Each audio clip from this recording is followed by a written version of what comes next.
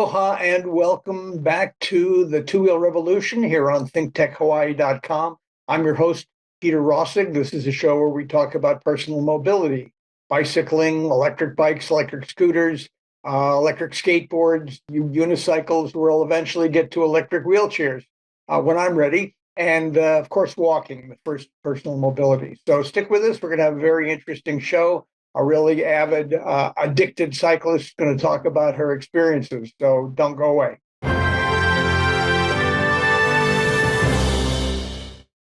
Aloha again and welcome. And I'm so glad to introduce a longtime friend. I don't say old friends because we're still young. A longtime friend of mine, Paula Bender, who I know from back in the days of the late lamented Honolulu Advertiser, and who is now with Trade Media Group as an editor. And welcome, Paula, and thank you for joining us. Oh, thank you for having me, Peter. I don't know. I don't remember how long it's been since I've seen you. I don't either. We're talking from my offices here at Trade Media Hawaii. And I'm an associate editor, and I love writing about construction. Oh, really? So is that your main, is that Construction Trade magazine is your main gig? It is, yeah. Okay, cool. When you're in a small company, you write everything.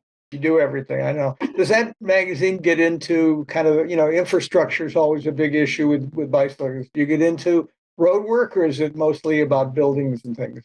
Yes, definitely road work, state jobs, federal funded jobs, HART. So. Okay, very good. Well, HART will keep you busy for decades, right?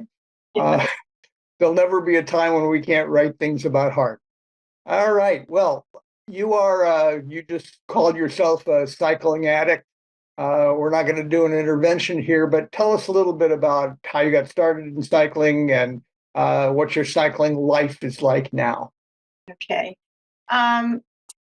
Everybody learns how to ride a bike when they're a kid, and I did too. And then when I came to Hawaii, more like when I met my husband, who wasn't my husband right away, but let's correct that. That sounds right. Sorry, but my husband built me a bike. Wow. And he built me a bike with clips, and I was so excited about it. So I got at the top of the driveway of our 15-foot driveway. I got on the bike and clipped in and got to the end of the driveway and fell and had bloody knee. And I was like, okay, I know how to ride a bike. This is just, I'll do this. I'm going to figure this out. And so ever since, I can't say that, well, I became a triathlete, and so that's why I did a lot of cycling at first. But when it comes to triathlons, running, I can't do running, period. And then I love swimming, but in the swim, there are no rules. And so, man, people are just brutal in the swim. So I just don't want to do that anymore. And so now all I do is ride my bike. And this year, for the first time, I signed up to do some time trials, and we'll see how it goes from here. But I just love it. I probably ride outside 3 times a week, and then I'm also on Zwift, which is a virtual service where you can ride with people from all over the globe at the same time. You can pick out different places to ride, and some of them are fantasy, and some of them are the Tour de France, and everything in between. All right, to expel that name so we can not look at it. Sure. How do you spell it? Zwift. Zwift. And so that's, you have a stationary bike and then you ride in front of the screen. Is that how that works? Yes, and the thing is, the bike is actually hooked up with Bluetooth to the program. And so it can measure things like my cadence, my heart rate, gives me the percentage of the climbs that I'm doing and my speed and things like that. You are in what I call a spandex and clip shoe cyclist. You're serious about this. Yes, I am indeed. And you know what? That outfit, wearing the bib and the jersey, that's I like, think we've got a picture of you. Maybe we can put up the first one is you out on the road, and if we can put that up pretty soon, kind of captures the flavor, huh? So yeah. why do you dress like that? Because it's more aerodynamic, and also you don't want to wear loose clothing while you're riding because like things get caught on your seat, on your handlebars, and so you just want to be. It's actually a safety thing. And I also wear sleeves on my arms, protect me from the sun too. And when I fall, then it's a little less damaging. Oh, okay, we'll get to falling in a second, but you ride is it with Boca? Is it you do your group riding? Yes, I started riding with Boca in 2013, and I love it because before that I was with an all women's group, and I I'm just me. I just didn't like it. But with the Boca, it's a co-ed group, and it's very encouraging. And when you're new, uh, there's as much value in you as there is in their veteran people who podium at the Ironman. So there's a really good sense of ohana there with that, and I just love training with them. So we train in the studio, and then the picture that we had seen was on Lagoon Drive, which is one of my favorite places to ride. Yeah, I bet that's beautiful. And we do have a picture of the studio where people are setting up their getting their stationary bikes available. So maybe we'll get that up at some point here. But so how many bikes do you have? One bike, two bikes? How many bikes do you have? I have I have 4 bikes. Four bikes. Well, we made it on one hand. That's something. Uh, so yeah, why do you have four bikes? Just better and better, or are they for different purposes, or how does that work? Well, yeah, better and better. My most recent purchases, both of those bikes have disc brakes, which is nice for when the weather is rainy and we get enough of that.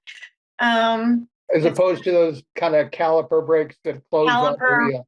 yeah, on the rims. And the Okay, got rims it. or they're wet and they'll be slippery. And Yeah. then my latest bike has electronic shifting. And what a dream that is. And so when I'm on the bike number 3, the newest one is bike number 4. Bike number 3, sometimes I pretend, or not pretend, but I feel like I'm still on that other bike and I try to electronic shift on it, and then I figure it out. But Then you remember that's it's like when you go from a car with automatic to a car with manual. yeah. So you got to remember where you are. None of these are electric powered, however, right? No, that's not an electric bike. It's just battery run, Bluetooth shifters, and the power meter, which is on the pedals. So those are all Bluetooth. Okay, wow. How do you feel about electric bicycles? Yeah, I'm not real happy about them. I don't think. I hear that well, I have heard that people like you are not. So why don't you tell us a little bit about why? Well, first of all, anybody can get on an electronic bike. Anybody can get on a manual bike. But on an electronic bike, just like mopeders or scooters, they're fluid as far as what's happening on the road. So when they get to me, they get into the traffic and pass me. And then the cars just can't stand that. And I don't know why, but they think they should be in the bike lane. And actually, I think that maybe our lawmakers agree with that, but it's very dangerous. So I don't want to share a bike lane with electronic bikes, they're a little bit on the wild side, not necessarily safe or in a helmet. And just like the mopeds, but I noticed in the past week or the past month that the mopeds are not getting into the bike lane. And I'm not sure if it's because vendors, the renters are telling them you got to stay out of the bike lane or what, but it was an interesting thing that I'm not sure why it's happening. Well, I think first of mopeds, something without any pedals at all, basically, shouldn't be in the in the bike lane, in my estimation, either. But I've heard that the serious folks like you don't like the electric bikes because they're kind of random and they can go faster than necessarily the rider can handle. And now you can buy one for $400, $600 at Costco or any big box store. And I'm concerned, and I wonder how you feel about it. Although we have more bike lanes than ever here in Hawaii, they're still very narrow compared to other places. And we've got electric bikes. We've got bikes like yours with very serious bicyclists. We've got people that are not quite so serious on pedal bicycles. We're getting more and more scooters, electric skateboards, these unicycle things that I can't even look at the people on that without getting a shudder. Are we heading for some kind of a clash between these various modes with various speeds and various kinds of capabilities? Yes, we are. And the only people that seem to really have the decision to make about that are our lawmakers. And so who's going to be the best lobbyist right now? I think the Hawaii Bicycling League is a good lobbyist for all of us. And then also there are a lot of clubs in town or in Hawaii, and they conduct races and things like that. Circle Island, the Dick Evans course. Well, we're all exposed to everything that's wrong with our roads when we're participating in these things. Right. And also we can't ask traffic to be held or stopped. Like this weekend is going to be, the metric ride, the metric century. And I'm not riding in it because I feel like there's too much of a mix of a lot of people. And I worry about, somebody falling in front of me because they missed something. Yeah. I think we have a long way to go in figuring out how to, we're not going to be able to stop anybody, I don't think. Maybe we can keep the mopeds, as we said, in the traffic lanes rather than the bike lanes. But the city is developing some rules for shared cycling, shared scooters, which are pretty controversial. They're in Waikiki and they're in Kakako now, but there are companies that would like to come in, and very reputable companies, Super Pedestrian and even Lime, which had a bad experience here before, would like to come in and have scooters available to anybody, on the street. And we are gonna, I think at some point, unless we go like Paris and outlaw shared scooters, we're going to end up with, some companies that are here legitimately, in addition to the ones that are here kind of semi-legitimately. And they're going to be more and more people on electric scooters. And so we're going to have to figure out a way to get all of these people safe and accommodated. And I don't see anybody. I think we can set some limits on how fast a vehicle can go to be in a certain class. We can set some terms of how old you have to be to ride, and it'd be great if we could make everybody wear a helmet. But I don't think we can just say. I doubt that we can just say no more of those kind of vehicles. And even Paris, they've outlawed shared scooters, but there are a lot of people with their own private scooters. They're not that expensive. So that kind of leads to our bigger subject. And you're a very competent rider. You've been doing it for a long time, and yet not too long ago you had an accident, right? Yeah. Yeah, Can you tell us a little- I was actually on the North Shore because my daughter had a albatross watching field trip with her college class. And so I said, oh, well, I might as well just bring my bike and I'll go ride. Because I've ridden up there all the time. I went up Pineapple Hill and managed to get a Queen of the Mountain designation. So I was the fastest woman. I don't know, it might have changed by now. And then I met some people from the Cunha side at Green Roll Coffee, had some coffee, talk story, and then I went down Snake Road.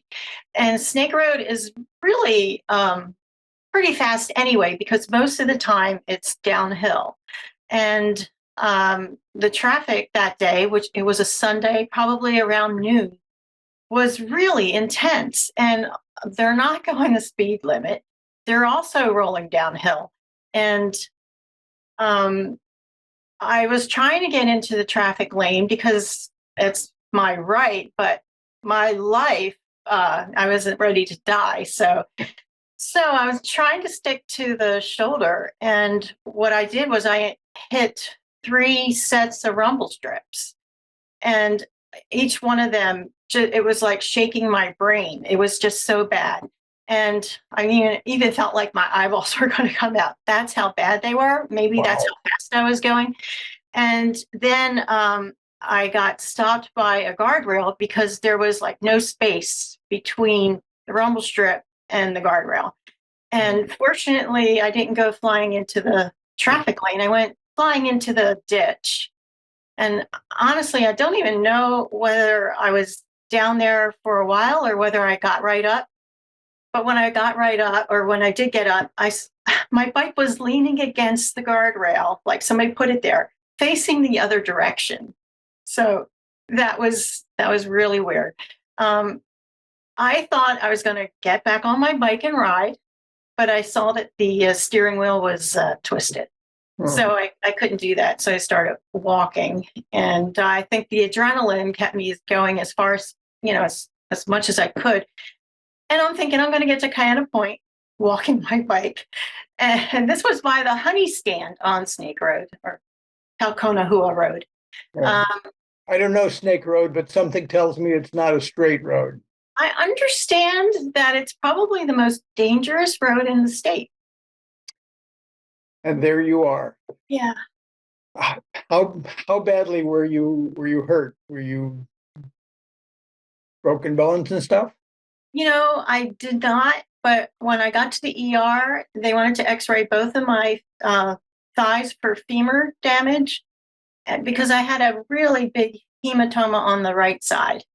And it's so big, it was like a little mini football coming out of my it was pretty bad. No pictures. No. Okay. That sounds severe. How long you've recovered, I hope. How long did it take? Well, I was off the bike for a month. And I'm still not allowed to go swimming. But I would say it was a month before I got back on my bike again. All right, but you are back on the bike at least. Yes, I am. Okay, I'm glad to hear that. So this brings us to the big question.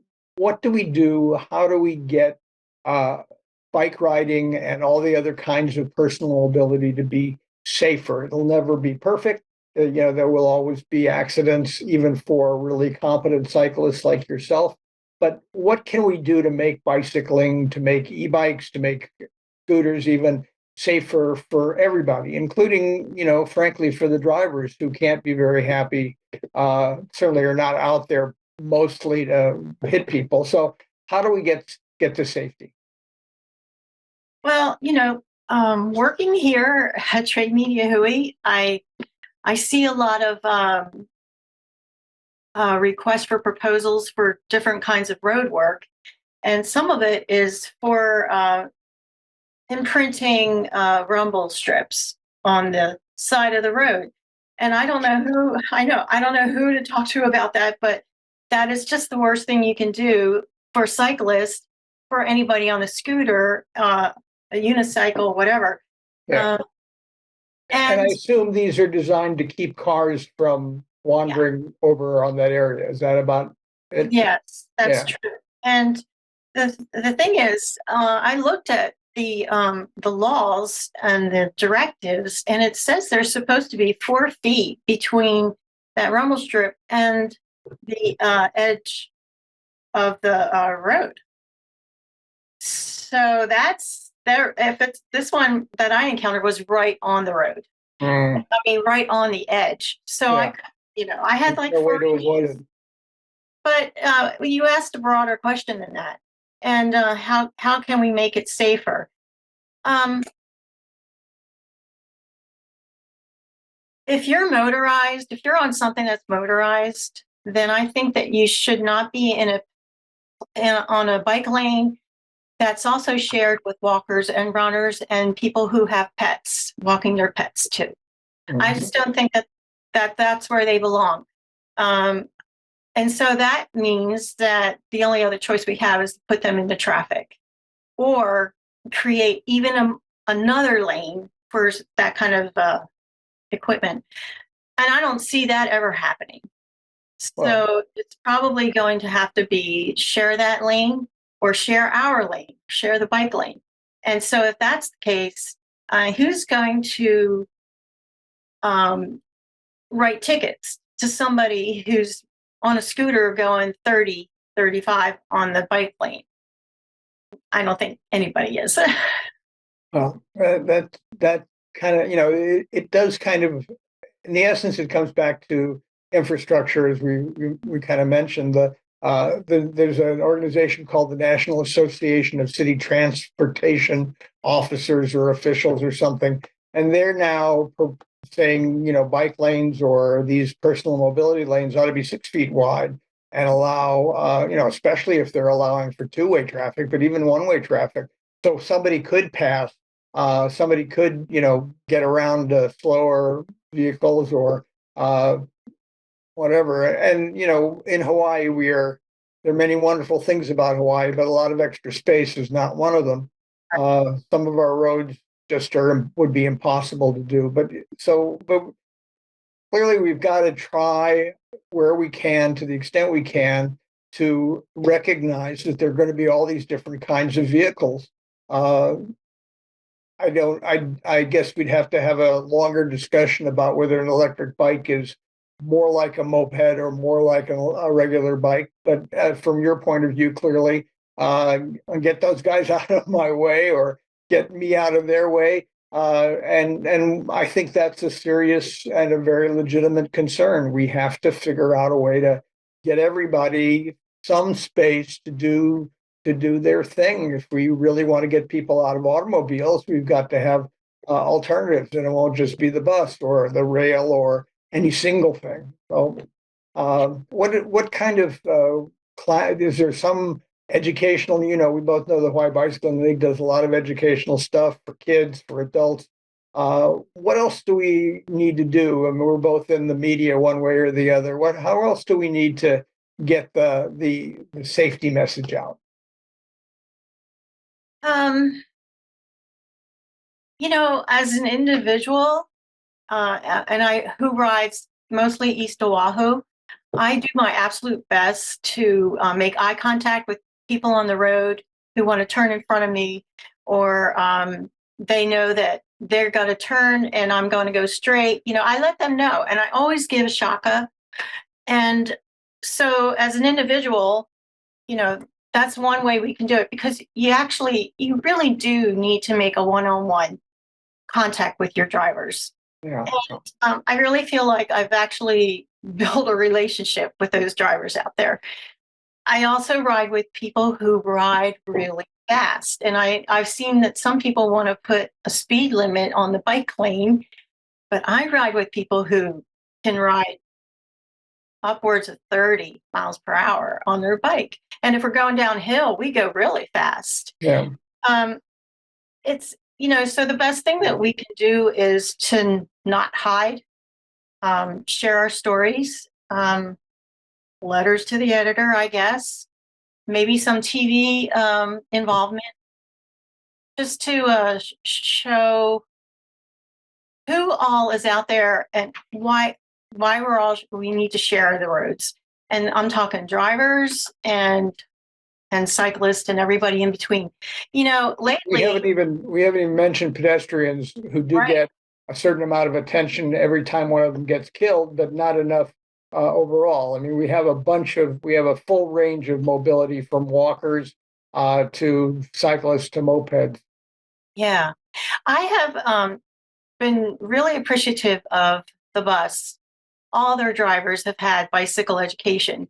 They give us a wide berth, and they have the little shock in the back. When you give a shock to them and they're passing you, they give you a shock back, and it's really sweet. Opala drivers haven't gotten with the program yet. Not so much. It's interesting. Yeah, and so I hope eventually they do. Yeah, I mean, they're not going that fast usually and jumping on and off, at least when they're collecting. But I'm sure they're not thrilled by some person whizzing by them, and so they've got a job to do too. Paula, it's been great. We're running out of time here, and I really have enjoyed talking to you. It's a point of view that I frankly haven't gotten too much because people don't want to. I'm an enthusiast for electric bicycles, as you can tell, and most people don't want to tell me what they really think, and I'm glad that you do. I think we have a chore ahead of us to get all the different kinds of mobility, or to reduce automobile traffic, and to get all the different other kinds of mobility into a safe space. So thank you very much, and we'll talk again. I think in a few months. I think there's a lot more of this discussion to be had. I'll give you the last 60 seconds if you want anything else you want to add. When you see, when drivers and other people see cyclists who are riding in groups, we are probably the safest people on the road. Right. And most of us, if there's no line at the red light, the groups go through. I try my best to stop at every light when the traffic, tells me to. And I just think all of us as cyclists, if we could do that, then, we build a better relationship with those who are in steel motorized vehicles. And what we want to do is all get along, appreciate each other. Right. And when I'm on my bike, sometimes cars get by me to see how fast or slow I'm going. And that's kind of funny. But I ride a bike because I want people to want to ride a bike. And at my age, as a woman, I want, more women to feel like, hey, I can do that. She could do that. So. That's terrific. I think that's a perfect ending. Paula Bender, thank you so much. All the best, ride safe, and we'll do this again in some months and continue our discussion, but I really appreciate it. And thank you all. If you're still with us, my 4, 5 maybe dedicated viewers, I appreciate your being here very much. This has been the Two-Wheel Revolution on ThinkTechHawaii.com. My guest has been Paula Bender, a cycling addict and avid cyclist enthusiast, and I'm Peter Rosegg. Thank you for viewing. Aloha.